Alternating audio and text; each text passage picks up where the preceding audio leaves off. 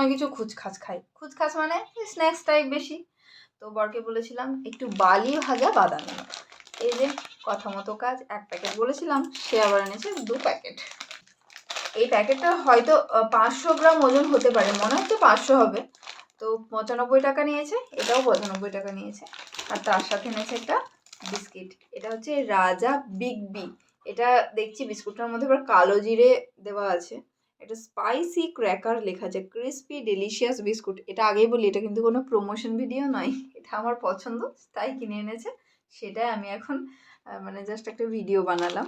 নিয়েছি, একটা খেয়ে দেখি কেমন লাগে। বাহ, এটা যে নমকিন টাইপের, মানে একটু নোনতা নোনতা, তার সাথে কালো জিরের স্বাদ, একটা স্পাইসি ব্যাপার আছে। একবার খেলে দ্বিতীয়বার আপনাকে কিনতেই হবে, আমি বলে দিচ্ছি। বিস্কুটটার দাম নিয়েছে 27 টাকা।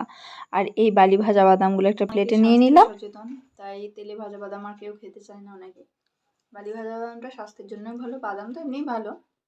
আর তার সঙ্গে যদি এরকম বালি ভাজা বাদাম, এই পাশের দোকান থেকেই কিনেছি গ্রামের, মানে এমন কোনো ব্যাপার নয় যে কোনো বড় মল থেকে কিনে এনেছি বা অনলাইন থেকে নিয়েছি, এটা নয়। আর খেয়ে দেখলাম ভালোই লাগলো, মানে ফ্রেশ করে দিয়েছে একদম, ভেজে পুরো খোসা টোসা তুলে পুরো এরকম সাদা করে দিয়েছে, উপরে লাল খোসাটাও নেই।